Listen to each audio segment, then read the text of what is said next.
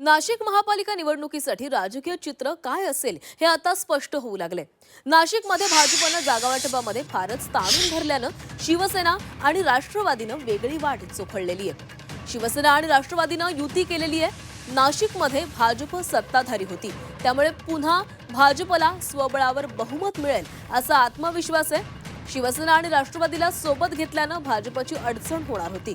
भाजपनं महायुतीत लढताना 80 जागांवर दावा ठोकला होता। उर्वरित 42 जागा घेण्यास शिवसेना आणि राष्ट्रवादी तयार नव्हती।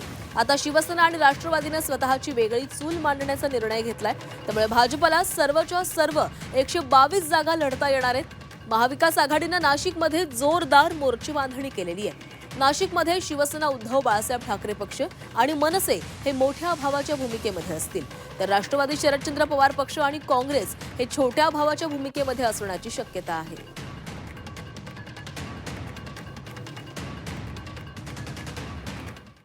तर नाशिकमध्ये काँग्रेस 13 जागा, राष्ट्रवादी शरदचंद्र पवार पक्ष 13 जागा आणि शिवसेना उद्धव बाळासाहेब ठाकरे पक्ष आणि मनसेच्या युतीला 96 जागा मिळाल्या आहेत।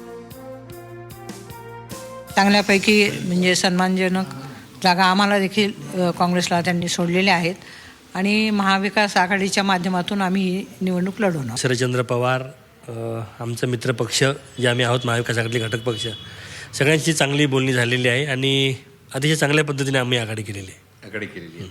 पण दुसऱ्या बाजूला वसंत गीते असं म्हणतायत की आम्ही 122 जागांच्या तयारीत आहोत, अजूनपर्यंत आमचं काहीही झालेलं नाही। नाही, तर आमचं आज बैठक झाली आमची आणि त्यापैकी आम्ही जे आमचं एकमत ठरलं ते आम्ही केलेलं आहे। बरोबर।